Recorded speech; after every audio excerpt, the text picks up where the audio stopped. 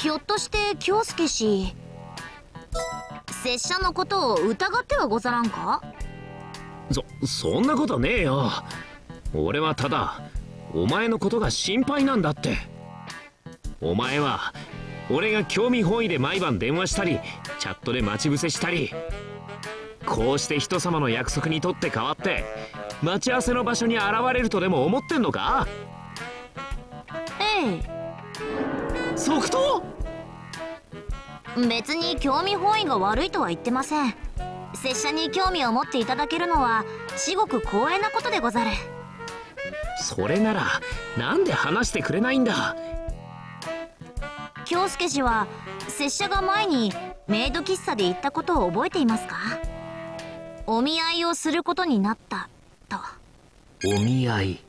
そういやシスカリ大会の後秋葉原に行った時、沙織がそんなことをポロリと漏らしてたっけ。そのお見合いとやらがここ最近の沙織の新郎になってたのか？でもあの時の沙織はなんて言ってた？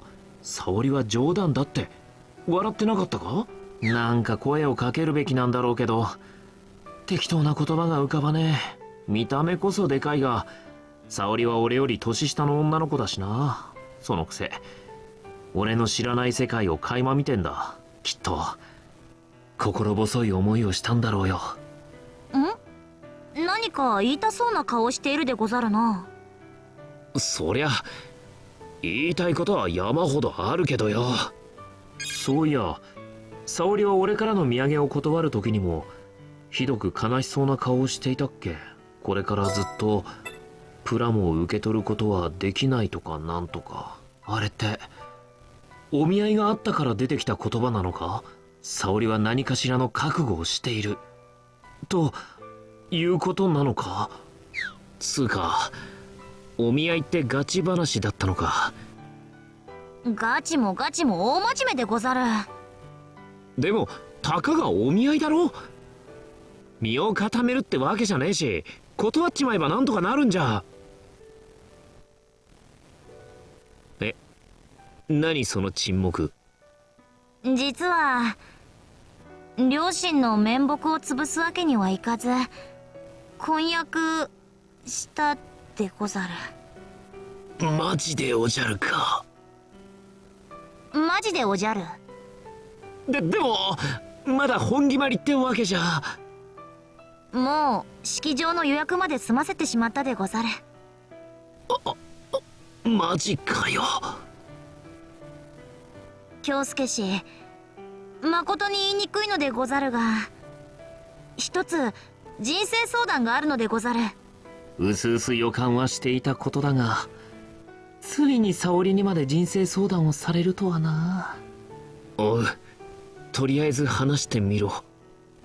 実はその婚約者からオタク趣味をやめるように言われましてな。拙者もほとほと困っているのでござる。なるほどね。でもお前んちって結構裕福じゃなかったっけ？趣味をやめろなんつう無茶な要求断れねえの？今回のお見合い相手は去る上場企業の御曹司の方。会社での業務実績はすこぶるよく人当たりも良いし知性を感じさせる話術も魅力的で、しかも将来的な年収は数十億になるとか。うわー、マジかよ。それってあれだろ？一種の玉の腰ってやつだろ？つうか男の俺ですらこの好条件にドキドキするんだ。女にとっちゃストライクゾーンまっしぐらなんじゃねえの？でも年は今年40になるそうですぞ。ギリギリアウトじゃねえか。恋愛に年の差は関係ないと。いやそうかもしんねえけどさ、だってお見合いだろ？愛も恋も始まってねえじゃん。それでも両親のメンツがあるため話を受けるしかなかったのでござる。両親のメンツか。俺にはよくわかんねえ世界だけど沙織には沙織の家の事情ってもんがあんだろ。彼からは全てのオタクグッズを処分してくれと言われたのでござるが、どうしても思い出が詰まった宝物たちを手放すことができませんでした。それで俺やキリノにグッズを渡したのか。はい。京介氏やキリリン氏なら拙者の思いを託せると思いましたゆえ。ですがお二人を戸惑わせるようなことをして今でも申し訳ないと思っているでござる。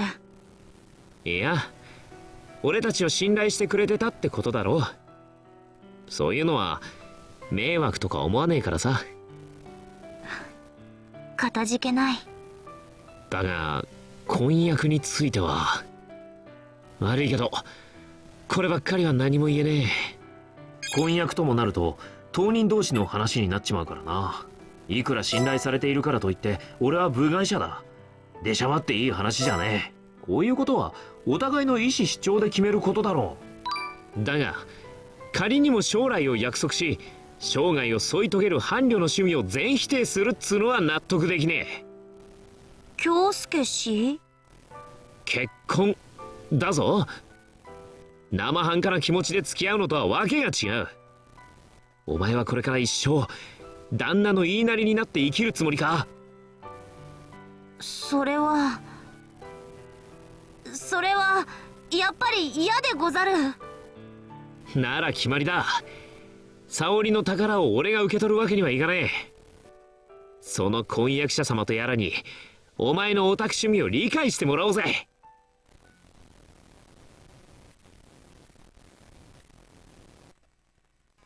理解してもらうですか。それは考えつかなかった案ですが、果たして京介氏には何か策があるでござるか？いや、ノーアイディアだ。京介氏のそういった包み隠さないところ、拙者は気に入っているでござるよ。だったらなぜ俺から顔をそらすんだ？理解。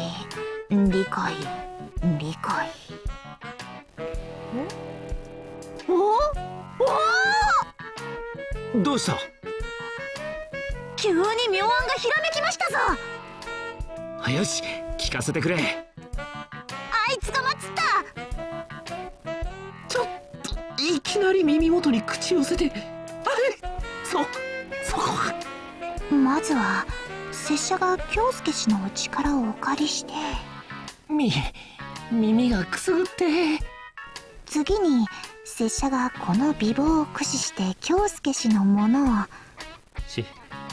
しかもこの感触、朝露に濡れたつぼみのごとき清らかな唇で、この腕に当たる柔らかい感触はしっとりと細長い指を曲線に這わせて。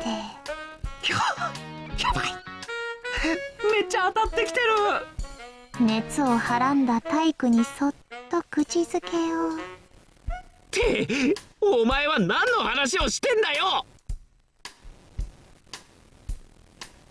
何って、拙者のオタク魂を伝えるべくコレクション一つ一つに接吻するシナリオを組み立てたのですが、何か問題でも？官能小説でも読んでるのかと思ったよ。何かヤバいことでもすんじゃねえかって勘違いした青少年たちのドキドキを返せよ。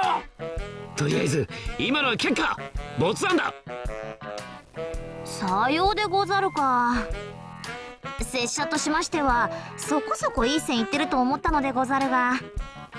オタク知識がないやつに過剰なアピールしたって気味悪がられるだけだろ。そうじゃなくてもっと正攻法だな。